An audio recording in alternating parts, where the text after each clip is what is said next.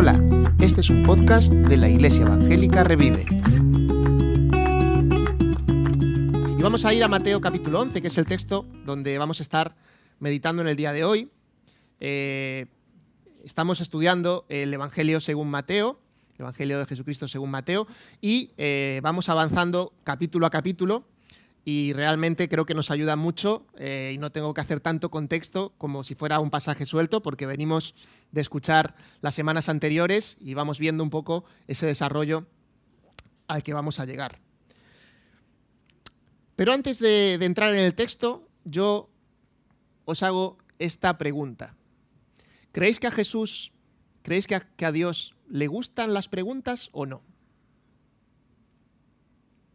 ¿Creéis que a Dios le gustan las preguntas o creéis que a Dios no le gustan las preguntas?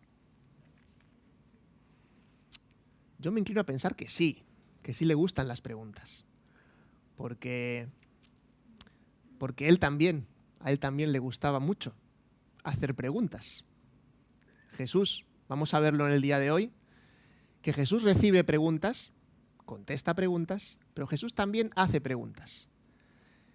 Y la pregunta muchas veces no es lo que tú le estás preguntando a Dios, sino que a veces tenemos que cambiar el foco y pensar, ¿qué me está preguntando Dios a mí? ¿Qué me está preguntando Jesús a mí? Porque es muy fácil a veces lanzar la pregunta a Dios, sobre todo cuando pasamos situaciones que no entendemos o de sufrimiento. Estos días estoy convencido de que habéis estado en contacto o tenéis alguna persona cercana que ha estado sufriendo, por ejemplo, en el tema de Valencia. ¿Cómo no va a haber preguntas? ¿Cómo no va a haber preguntas a Dios? Claro que sí, claro que sí. Pero Dios es un Dios que acepta las preguntas, no las rechaza. Y es un Dios que responde las preguntas. También a veces es un Dios que guarda silencio. Y a veces es el silencio de Dios lo que nos incomoda o lo que no somos capaces de entender. Pero también confiamos y creemos que hay una respuesta y muchas veces la respuesta no llegará en esta vida, sino que llegará en la que viene después. Y al entrar en Mateo 11 vamos a encontrarnos justamente con este escenario, un escenario que una vez más nos presenta preguntas y respuestas. Y ante Jesús, personalmente, cada uno de nosotros, vamos a ver que tenemos también que dar una respuesta. Y lo hemos visto en los capítulos anteriores. Si lo recordáis, hemos estado viendo cómo cuando predicó Walter hace creo que 3 o 4 semanas, decía que no había tantas opciones, las opciones eran limitadas. Y lo vamos a ver aquí también en este capítulo. Vamos a ver cómo Jesús va a presentarse ante diferentes personas que tienen una actitud ante Jesús. Algunos tienen una actitud de preguntar, otros tienen una actitud de rechazar y otros tienen una actitud de confiar. Y creo que en los tres modelos vamos a poder vernos reflejados de alguna manera. Y luego creo que también nosotros tendremos que dar una respuesta para ver cuál de esos tres somos, cuál de esos tres soy yo, cuál de esos tres eres tú. Así que vamos al texto. Mateo capítulo 11, versículo 1, cuando Jesús terminó de dar instrucciones a sus 12 discípulos, se fue de allí a enseñar y predicar en otros pueblos. Este versículo nos sirve para conectar y entender el contexto en el que estamos. Y rápidamente, recordemos, Jesús está en un momento de ministerio muy, muy activo. Recordad que el ministerio de Jesús se desarrolló no tanto en la gran capital religiosa, que era Jerusalén, sino que, sobre todo en esta fase de su ministerio, en el que estaba, digamos, empezando, ya un poquito más avanzado de empezar, era sobre todo en la zona de Capernaum, en la zona del mar de Galilea, donde había varias ciudades o varios pueblos realmente, porque no eran ciudades muy grandes, donde él estuvo ministrando. Recordamos la semana pasada, cuando Germán predicó y veíamos el capítulo 10, que Jesús había escogido a los 12 discípulos y les había enviado, ¿de acuerdo? Entonces ya les había comisionado para llevar a cabo la misión. Es decir, que ya no era solo Jesús, sino que ya el movimiento ya estaba en marcha. Ya estaba en marcha el movimiento de Jesús. Y además vamos a encontrarnos a un Jesús que, como dice aquí, en el versículo 1, estaba enseñando y predicando en diferentes pueblos. Iba visitando diferentes pueblos donde él enseñaba, predicaba y también, como hemos visto, también hacía milagros. Él también hacía milagros. Así que vamos a ver, digamos, esos 3 modelos que en este capítulo se nos van a presentar. Y vamos a ver 3 puntos en el mensaje de hoy. El primero va a ser, ¿ante Jesús tienes preguntas? ¿Ante Jesús tienes preguntas? El segundo va a ser a partir del versículo 20, va a ser, a partir del versículo 16, perdón, va a ser, ¿ante Jesús le rechazas? Y el tercer lugar, vamos a ver a partir del versículo 25, ¿ante Jesús le sigues? Y esas son las 3 preguntas que nos vamos a hacer. Y la primera va a ser si tienes preguntas. Así que vamos al texto y vamos a leer entonces a partir del versículo 2 hasta el versículo 15. Vamos a leer estos versículos. Mateo 11, 2 dice, Juan estaba en la cárcel y al enterarse de lo que Cristo estaba haciendo, envió a sus discípulos a que le preguntaran, ¿eres tú el que ha de venir o debemos esperar a otro? Les respondió Jesús, id y contadle a Juan lo que estáis viendo y oyendo. Los ciegos ven, los cojos andan, los que tienen lepra son sanados, los sordos oyen, los muertos resucitan y a los pobres se les anuncian las buenas nuevas. Dichoso el que no tropieza por causa mía. Mientras se iban los discípulos de Juan, Jesús comenzó a hablar a la multitud acerca de Juan. ¿Qué salisteis a ver al desierto? ¿Una caña sacudida por el viento?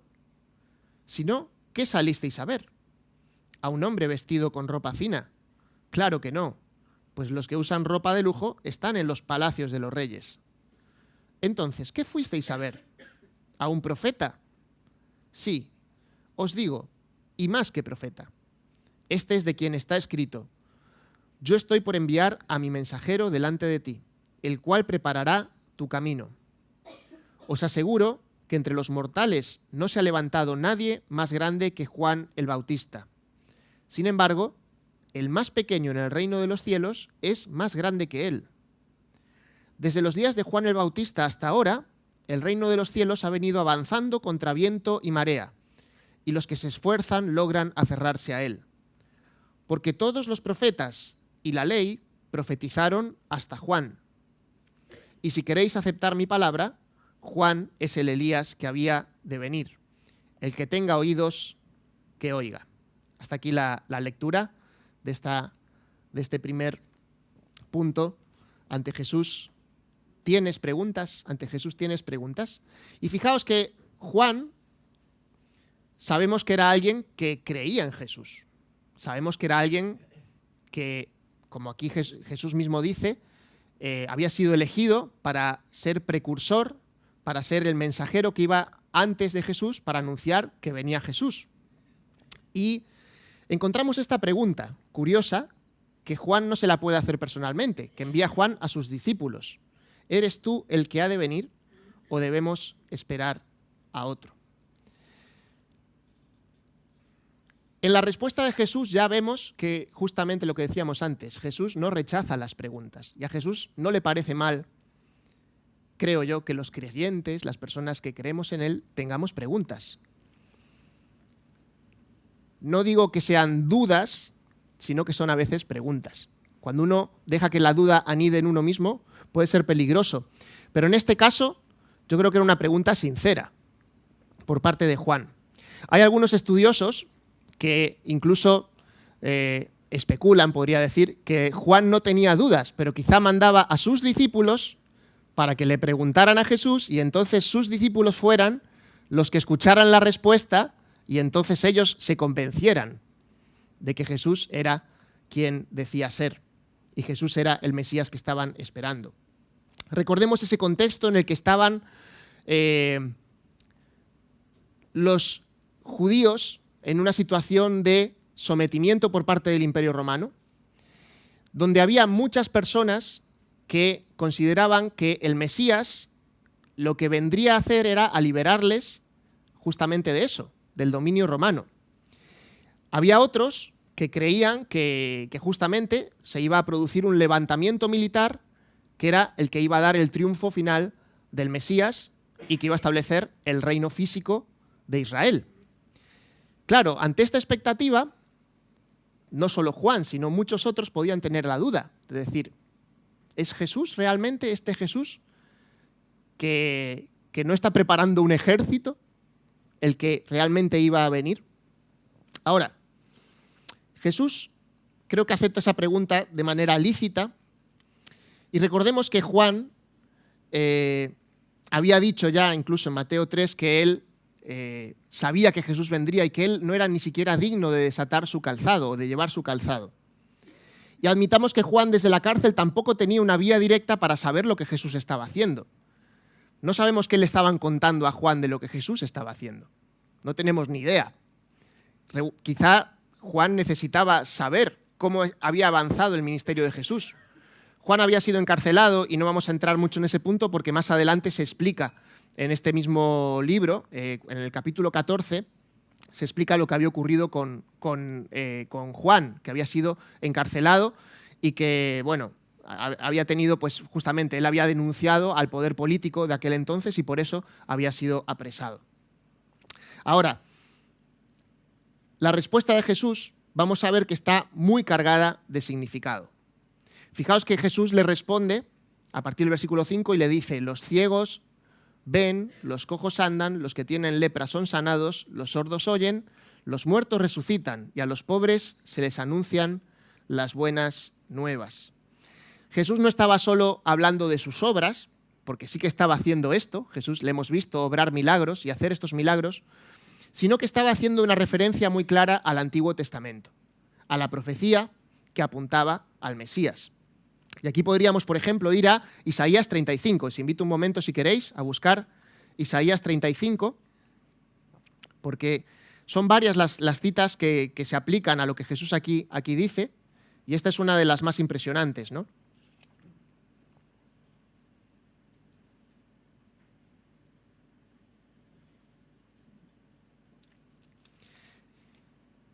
Isaías 35, vamos a leer a partir del versículo 3, dice, fortaleced las manos débiles, afirmad las rodillas temblorosas, decid a los de corazón temeroso, sed fuertes, no tengáis miedo, vuestro Dios vendrá con venganza, con retribución divina, vendrá a salvaros. Versículo 5, se abrirán entonces los ojos de los ciegos, se destaparán los oídos de los sordos, saltará el cojo como un ciervo y gritará de alegría la lengua del mudo.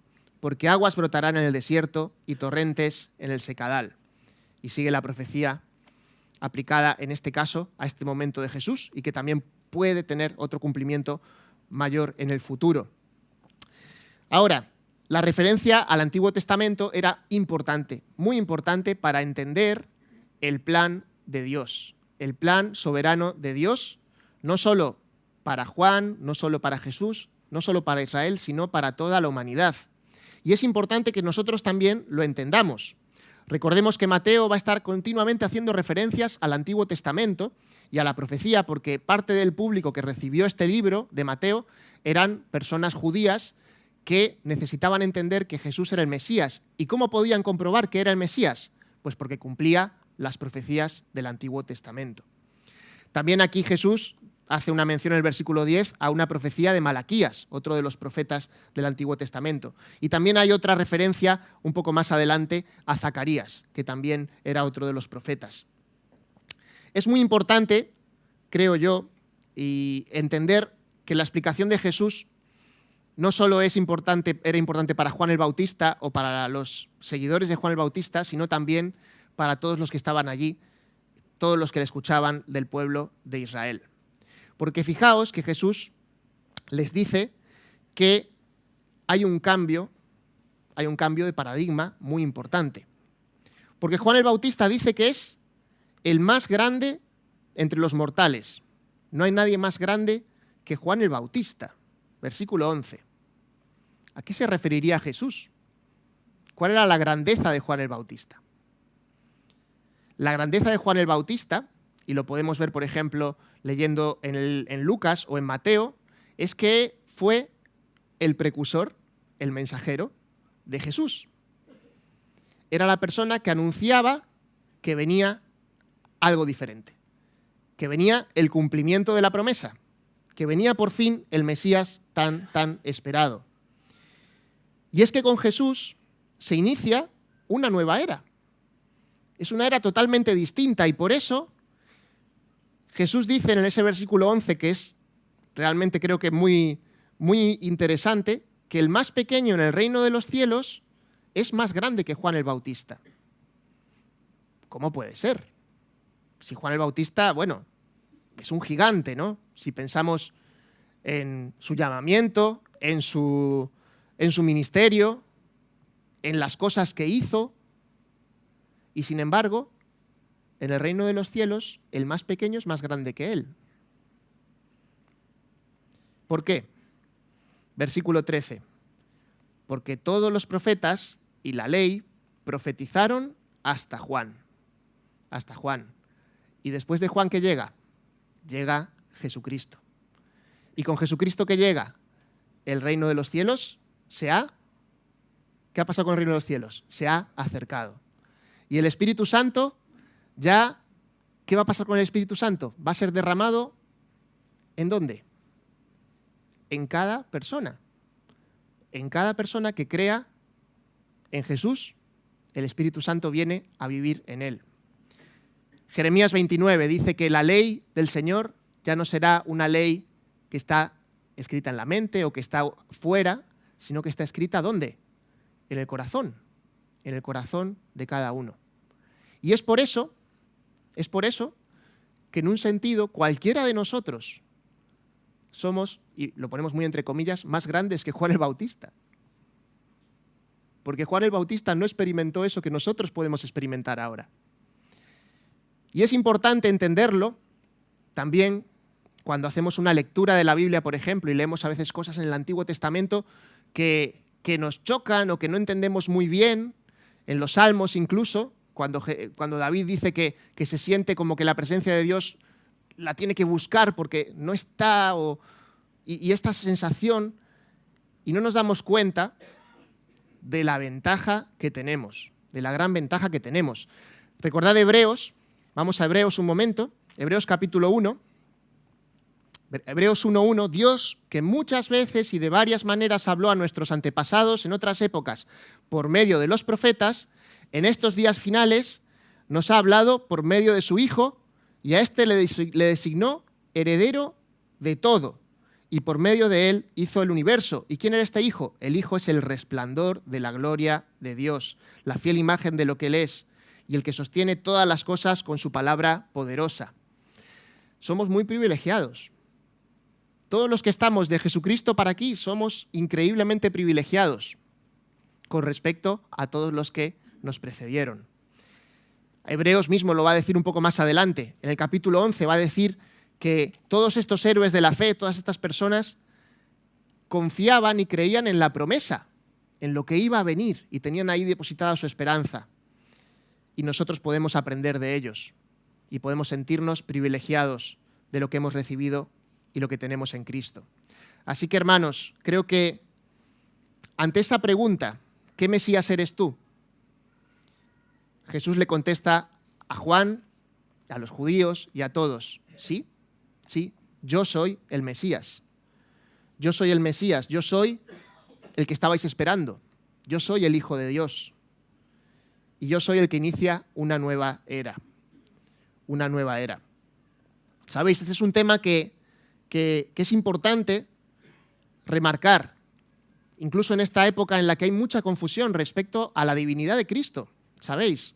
Hay movimientos, incluso entre nuestras esferas bíblicas, por así decirlo, que quieren resaltar tanto el papel de Israel o el papel de la ley, que es tan importante, el Antiguo Testamento, que se olvidan de que lo más importante y lo superior es Jesucristo. Es superior a todo lo demás. Y nosotros ponemos nuestra fe en Jesús porque Él es el único digno en el que se puede poner la fe. Y Él es el filtro desde el cual lo podemos analizar todo también. Incluso en el Islam, ¿sabéis? El Islam tiene a Jesús como una figura importante. pero lo tienen como un profeta, nada más. Sabéis que hace poco pude estar en Seúl, en una conferencia grande con miles de personas de todas partes del mundo. Estábamos allí 5.300 personas más o menos de todo el mundo. Y una de las cosas que vimos allí y que se habló fue sobre el avance del Islam. El cristianismo está avanzando en el mundo. Está avanzando, está creciendo. Pero el Islam también. Y el Islam está creciendo más rápido. El Islam está creciendo más rápido.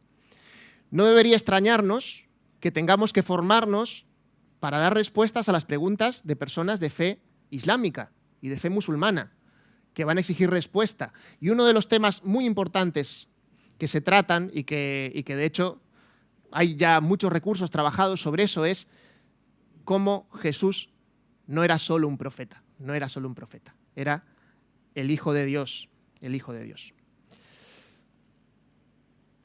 Vamos a avanzar y vamos al segundo punto, que como os decía, es otra de esas respuestas que podamos tener ante Jesús. Ante Jesús le preguntas y Jesús contesta con su mensaje, con su persona, Él es el Mesías. Pero en segundo punto es, ante Jesús le rechazas, ante Jesús le rechazas. Y vamos a leer aquí Mateo a partir del versículo 16 del capítulo 11. Dice, ¿con qué puedo comparar a esta generación? Se parece a los niños sentados en la plaza que gritan a los demás. Tocamos la flauta y no bailasteis. Cantamos por los muertos y no llorasteis. Porque vino Juan, que no comía ni bebía, y dicen, tiene un demonio. Vino el Hijo del Hombre, que come y bebe, y dicen, este es un glotón y un borracho, amigo de recaudadores de impuestos y de pecadores. Pero la sabiduría queda demostrada por sus hechos. Entonces comenzó Jesús a denunciar a las ciudades en que había hecho la mayor parte de sus milagros, porque no se habían arrepentido. ¡Ay de ti, Corazín! ¡Ay de ti, Betsaida! Si se hubieran hecho en Tiro y en Sidón los milagros que se hicieron en medio de vosotras, ya hace tiempo que se habrían arrepentido con muchos lamentos. Pero os digo que en el día del juicio será más tolerable el castigo para Tiro y Sidón que para vosotras. ¿Y tú, Capernaum, acaso serás levantada hasta el cielo? No, sino que descenderás hasta el abismo. Si los milagros que se hicieron en ti se hubieran hecho en Sodoma, ésta habría permanecido hasta el día de hoy. Pero te digo que en el día del juicio será más tolerable el castigo para Sodoma que para ti. En este segundo bloque vamos a encontrar otro tipo de palabras de Jesús. Primero Jesús está hablando a la generación que tenía allí delante, a esa audiencia, y hace, digamos, un retrato de brocha gorda. Porque sí que es verdad que hubo gente, y lo sabemos, y en el versículo 10 lo vimos, que aceptaron a Jesús y que estaban siguiendo a Jesús. Pero realmente, vamos a verlo también en los próximos capítulos, cómo hay un conflicto muy grande, sobre todo con los líderes religiosos, con las personas que teóricamente deberían atender al mensaje de Jesús, pero no lo hacían. Y claro, Jesús les dice, vino Juan, que era duro, era severo, era tosco, por así decirlo, ayunaba. ¿Y qué hicieron con Juan? Le rechazaron, decían que tenía un demonio, lo acusaban de un montón de cosas, no aceptaban su llamado al arrepentimiento. Y dice, vine yo, Jesús, vine yo, ¿y qué pasó? Jesús incluso usa aquí bastante la ironía, ¿no? Y el versículo 17, cuando habla de ese, tocamos la flauta y no bailasteis, cantamos por los muertos y no llorasteis, bueno, parece que da igual lo que os traigamos, que sea lo que sea, lo vais a rechazar. Y realmente era así, era así. Había una actitud por parte de muchos religiosos y de muchas personas en aquel momento que era una actitud cínica, una actitud desde la superioridad o de pensar a ver qué me vienen a decir, pues no ser sensible al llamado de Dios y a lo que Dios estaba haciendo. También hay, por supuesto, una denuncia aquí, Jesús, de ese juicio ligero que se hace a veces de las formas, ¿no? Porque realmente habla Jesús aquí de formas Y muchas veces puede haber juicios por parte de formas que nos impidan ver la importancia del contenido que nos está llegando. A Jesús le llamaban amigo de recaudadores de impuestos, amigo de pecadores, le llamaban glotón, le llamaban borracho. Bueno, son acusaciones bastante duras, y más en la época de Jesús eran acusaciones duras. Pero evidentemente no eran acusaciones reales, no era algo real que fuera un problema, pues Jesús no era un borracho, no era un glotón, pero sí que era amigo de recaudadores de impuestos y de pecadores. Sí lo era. Ahora, había personas que eso les parecía muy mal. Había personas que eso lo rechazaban. Así que aquí tenemos esa respuesta de tú no eres el Mesías. Personas que están con el corazón cerrado y con una actitud incorrecta para acercarse a Jesús. No vienen a escucharle, no vienen a preguntarle, no vienen a seguirle, vienen a rechazarle y vienen a intentar también que otros hablen mal de él, a generar mal testimonio del mismo Jesús. Con las ciudades vemos que pasa algo parecido y Jesús tiene que decir los primeros ay, ay, ay, qué dolor. A Jesús le dolía que en lugares como Corazín o Betsaida o Capernaum, estos tres pueblos, estos tres que menciona aquí Jesús, Corazín, Betsaida, Capernaum, estaban los tres todos en ese entorno del lago del mar de Galilea. Para hacernos una idea, sería como si Jesús viniera aquí y hubiera estado haciendo milagros en Bueu, en Cangas y en Moaña. Imaginaros que Jesús hubiera venido a esta tierra, hubiera caminado por aquí, hubiera sanado a personas y hubiera estado haciendo su ministerio y de repente encuentra que nadie se arrepiente, la gente le rechaza, no quiere realmente seguirle de verdad. Y así era como Jesús sentía y tenía que decir, ¡ay de ti! ¡Ay de ti! ¿Por qué? Porque va a haber un juicio. Va a haber un juicio. Dios da oportunidades para reconciliarse con Él, para encontrarle. Pero hay un castigo y eso está muy claro en toda la Escritura. Y para todos nosotros es un llamado. Y es una advertencia que no podemos pasar por alto y que no deberíamos pasar por alto. Y si tú estás aquí o estás escuchando y no te has arrepentido ante Dios, ¿a qué esperas? ¿A qué esperas? Porque el juicio va a llegar. Nuestro tiempo es limitado. No sabemos lo que nos va a pasar. No sabemos lo que va a ocurrir. Y Jesús tenía este llamado claro al arrepentimiento, a volvernos a Dios. Arrepentirse es volver, es dar un giro en tu vida y reconocer que necesitas a Jesús, que no has estado yendo por el camino correcto, que quieres seguir sus pasos. Y la oferta todavía sigue en pie, pero no sabemos cuánto tiempo vamos a disponer.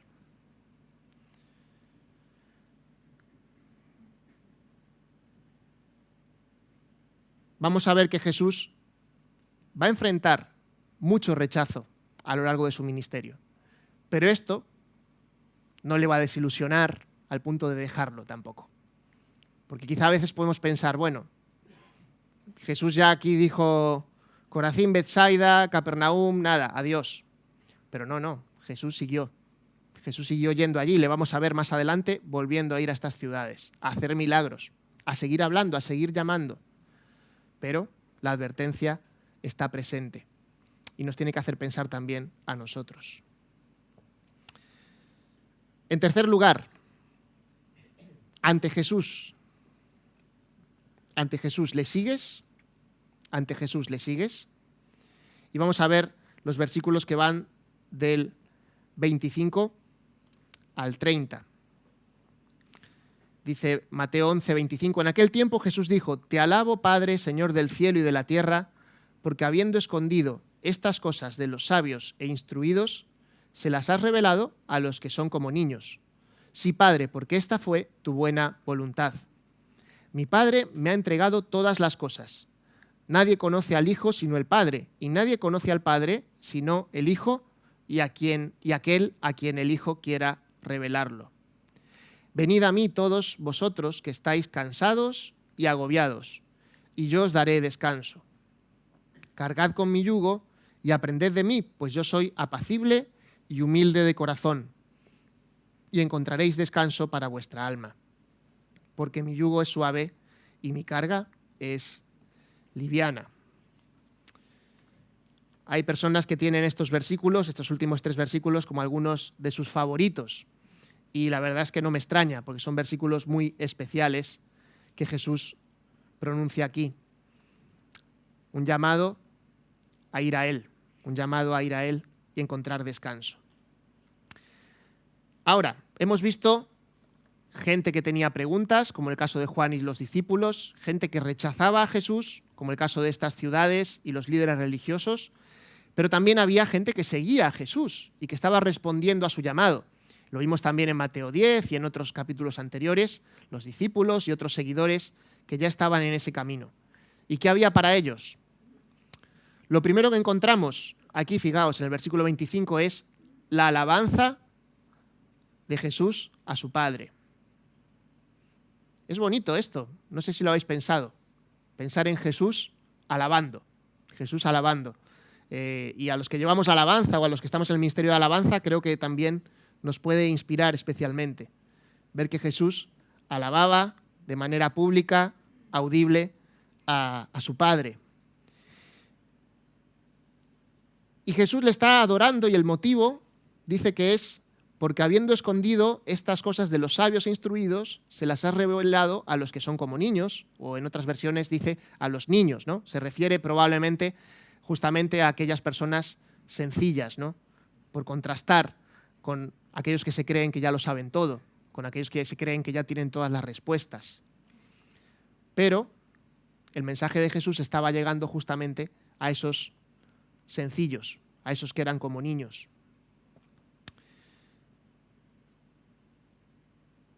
Y como decía antes, los niños hacen preguntas. Los niños hacen muchas preguntas. Y preguntas difíciles a veces, ¿eh? Yo tengo un niño que acaba de cumplir 5 años y cada vez hace más preguntas. Y no sé cómo será después, pero me parece que a medida que va avanzando la edad se vuelve más complicado todavía, ¿no? Pero hay confianza. Cuando un niño te pregunta algo, se lo pregunta a su padre o a su madre o a sus abuelos, está esperando una respuesta que le satisfaga su duda y habitualmente, si tiene un corazón adecuado, el corazón de un niño suele aceptar la respuesta, ¿verdad? No hay un cuestionamiento intelectual. Y a veces lo que hay en la respuesta no solo es un cuestionamiento intelectual, sino más bien de orgullo ante las preguntas que podamos hacerle nosotros a Dios. Ahora aquí lo que encontramos es que el patrón de Jesús, una vez más, como se ha mostrado en Mateo, es muy diferente al patrón que encontramos en el resto del mundo. La gente y el mundo cree que los que son dignos son los que triunfan, los ricos, a los que les va todo bien, pero las bienaventuranzas, recordad que eran para los pobres en espíritu, para los que son pacificadores, para los que esperan la justicia, y no es para aquellos que parecen triunfadores. Y es un modelo también muy distinto al que a veces se nos vende, incluso por parte de algunas personas que dicen ser religiosas o incluso que hacen boga del cristianismo o lo quieren usar como bandera, pero no tiene casi nada que ver con el Jesús que nos encontramos aquí. Jesús aquí vemos que está adorando a Dios por su plan de salvación, porque está hablándonos de la revelación del Evangelio, de aquellos que aceptan el Evangelio y de aquellos que aceptan seguirle. Y Jesús declara a continuación su unión con el Padre. Dice que, en versículo 27, mi Padre me ha entregado todas las cosas, nadie conoce al Hijo sino el Padre, nadie conoce al Padre sino el Hijo y aquel a quien el Hijo quiera revelarlo. Y como decimos, la revelación de Jesús es una revelación general y una revelación clara, como leímos en Hebreos. Él es la imagen del Dios invisible. Él es la persona que viene a mostrarnos cómo es el Padre. Si quieres conocer a Dios, tienes que conocer a Jesús. Jesús es quien nos muestra cómo es Jesús. Jesús es quien nos muestra cómo es Dios el Padre. Y el Evangelio es para todos, pero es más fácil aceptar muchas veces para aquellos que se dan cuenta de su necesidad. Esto es algo que ocurre y que ha ocurrido a lo largo de la historia también. A veces cuando nos creemos que no necesitamos de nada, nos olvidamos que realmente necesitamos de Dios y necesitamos sobre todo de Él.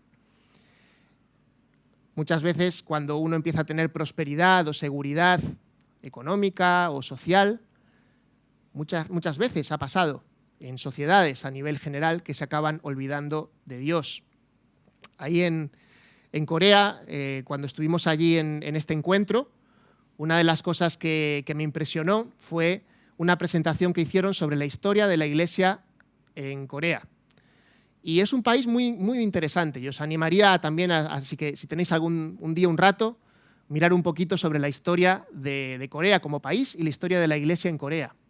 Porque es un país muy reciente, es un país que se fundó en el año 1890 y pico, y hasta entonces pues habían estado sometidos por diferentes imperios, por los japoneses, los chinos, que les iban invadiendo, los rusos, pero a partir de entonces es cuando empiezan a tomar una cierta identidad propia. Y llegan misioneros ingleses, igual que aquí, exactamente lo mismo que pasó aquí en España, ¿no? ¿Y qué hicieron los misioneros ingleses? Pues abrieron primeras iglesias, empezaron a evangelizar, empezaron a aprender el idioma y fundaron, ¿qué creéis que pudieron fundar los misioneros ingleses? Escuelas. Fundaron escuelas y hospitales. Y así empezó la obra de Dios allí. Aunque allí pasó algo que quizás sí fue distintivo y diferente a lo que ocurrió en nuestra historia en España, y fue que allí en el año 1905 hubo un gran avivamiento, un gran derramamiento del poder de Dios y muchísima gente empezó a convertirse y un año después llegó una invasión terrible de los japoneses que prácticamente sometió a la Iglesia y la empezó a perseguir y empezó a intentar exterminarla. Pero en medio de esa persecución la Iglesia siguió adelante. Y ahora mismo, pues, Corea del Sur es un país muy próspero, es un país rico, es un país que ha crecido mucho y donde la Iglesia también ha crecido mucho. Pero ellos, cuando nos contaban su historia, que hicieron una presentación específica para contarnos todo eso, al acabar decían, en los últimos 20 años nos hemos acomodado y la gente ya no está buscando a Dios porque la gente confía en su economía, en su posición, en su educación, es uno de los países mejor educados del mundo, y la gente confía en eso y está dejando de buscar a Dios. Y es triste y a la vez nos sirve como advertencia, porque cuando uno se empieza a desligar de Dios, está a punto de caer en todo y pierde, por supuesto, lo más importante, que es a Dios mismo. Como sociedades lo hemos visto también incluso en Europa, en una Europa que ahora mismo pues realmente no sabemos qué va a pasar en el futuro, pero oramos porque haya un avivamiento, porque un avivamiento es lo que puede hacer que Europa vuelva a ser un lugar de verdadera prosperidad, no solo de prosperidad económica o de seguridad, sino que realmente haya personas que encuentren a Dios. Y oramos por eso, oramos porque venga ese avivamiento a nuestro continente también y a nuestros países. Ahora, aquí dice Jesús, en el versículo 28, venid a mí todos vosotros que estáis cansados y agobiados, y yo os daré descanso. Había una canción que cantábamos en el gospel, no sé si era en el gospel o era antes, que decía, venid a mí, estas palabras, y era muy bonita. Y me he acordado mucho de esa canción estos días. Ahora, qué curioso, ¿no? Jesús vivió en el siglo I, me parece, o en el siglo XXI, porque cansado y agobiado se parece bastante a lo que se sienten muchas personas hoy en día, ¿no? No sé si esta semana os habéis sentido cansados o agobiados en algún momento. Os animo a levantar la mano. Creo que todos. Estoy seguro. Son palabras que en aquel momento tenían sentido y ahora también la tienen, porque no hace falta que le demos muchas vueltas. El ser humano seguimos siendo lo mismo, en el siglo I y en el siglo XXI. Seguimos sintiendo el peso de las responsabilidades, el cansancio de la vida. Somos humanos, como dice Eclesiastés, estamos sometidos al desgaste del tiempo y de eso nadie se escapa. Estamos sometidos a límites. Nuestra humanidad, necesitamos ayuda. Por mucho que nos creamos potentes, fuertes, no lo somos y no tardamos en descubrirlo. Incluso puedes creerte fuerte o tener una situación que parece que está todo bien y imagínate que en 30 minutos viene una riada y se lleva por delante todo lo que has construido durante toda tu vida. Y 30 minutos después, ¿cómo va a ser tu vida? ¿Qué vas a enfrentar? Sabéis que trabajo en Protestante Digital y uno de mis compañeros vive en Paiporta. Él está, Joel, ya ha estado subiendo vídeos a Instagram y a otros lugares contando lo que están viviendo, ¿no?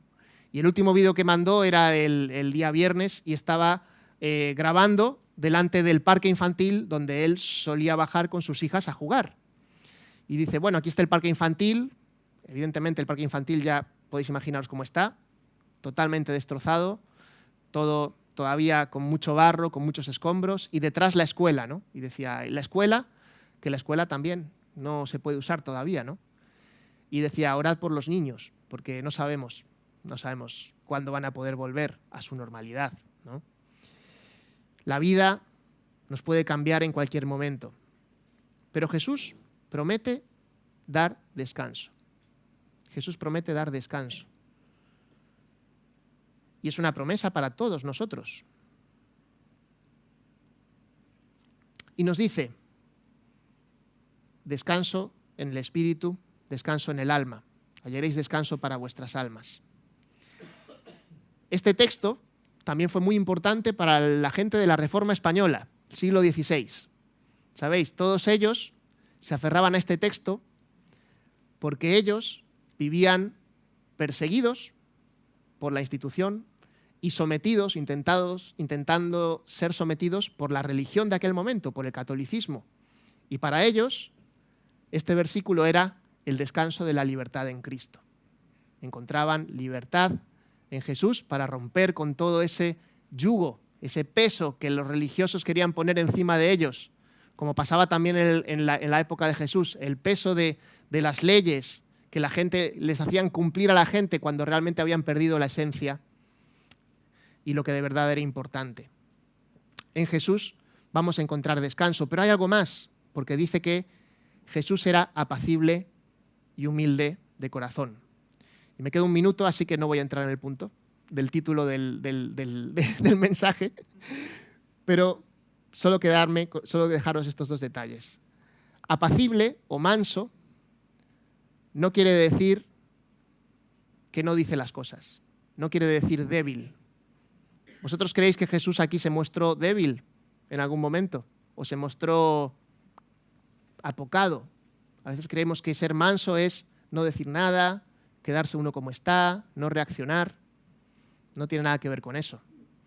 Tiene que ver con una confianza ante Dios, una confianza y un descanso de nuestra alma y nuestro corazón en el plan de Dios. Como Jesús había orado hace un poco, te alabo, Padre, está todo en tus manos. Está todo en tus manos. Porque has revelado estas cosas a los sencillos, a los que son como niños, porque así te agrado a ti. Y cuando uno puede descansar en que todo está en manos de Dios, incluso ante las tragedias puede encontrar paz. Por eso tenemos que aprender de Jesús, manso y humilde. Y la humildad justamente lo contrario a ese egoísmo. Y en aquella época la humildad, en el ámbito griego, sobre todo entre los griegos, era visto como algo totalmente despreciable. No muy distinto a lo que ocurre muchas veces hoy en día, con tantas redes sociales y tantos influencers que están intentando buscar, pues, sobresalir. Pero Jesús nos llama a la humildad. 34 veces aparece la palabra humildad en el Nuevo Testamento. Y es un concepto que está totalmente relacionado con la entrega y con el servicio como podemos ver en Filipenses 2, que Jesús se humilló a sí mismo yendo hasta la muerte y muerte de cruz. Así que en conclusión, Mateo nos muestra la respuesta de Jesús a esas tres formas de acercarse a Él. La pregunta sincera, el rechazo o el seguimiento fiel, el que sigue y descansa en Jesús. Jesús nos muestra el desarrollo de la historia de la salvación, las consecuencias de no arrepentirse y la posición de privilegio para aquellos que aceptan su invitación a acudir a Él, para encontrar descanso para el alma y para seguir su ejemplo y vivir una vida diferente. Y te pregunto, ¿en qué punto de tu vida tú estás ahora respecto a Jesús?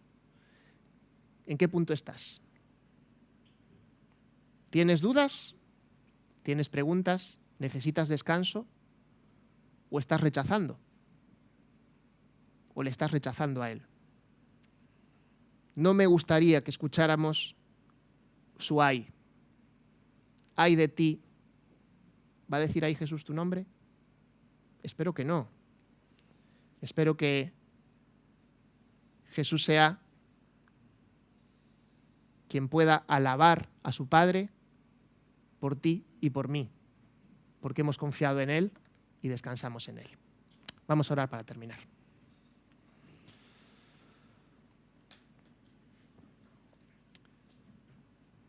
Padre, te damos muchas gracias por tu palabra, gracias por el ejemplo de Jesús, gracias porque su corazón es un corazón cercano a aquellos que se sienten desamparados, a aquellos que nos sentimos débiles, cansados y agobiados. Y necesitamos, Señor, acudir a ti, lo reconocemos, pero también, Señor, queremos ser más como tú.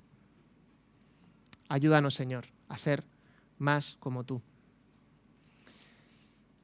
Y también, Señor, te pido que si alguna persona aquí, alguna persona que nos pueda estar escuchando todavía no se ha arrepentido, todavía sigue rechazando tu mensaje, tu obra, que tú, Señor, ilumine su corazón y que tu Espíritu Santo cambie su vida y que pueda realmente dar el paso de arrepentirse y de comenzar una vida nueva siguiéndote de la mano del Espíritu Santo. Ayúdanos, Señor, y que podamos seguir siendo bendecidos en el día de hoy, en esta reunión. En el nombre de Jesús. Amén. Gracias por escuchar este podcast. Si quieres contactar con nosotros, escríbenos a iglesiaevangelicarevive@gmail.com. Puedes encontrarnos en Facebook, Instagram y YouTube.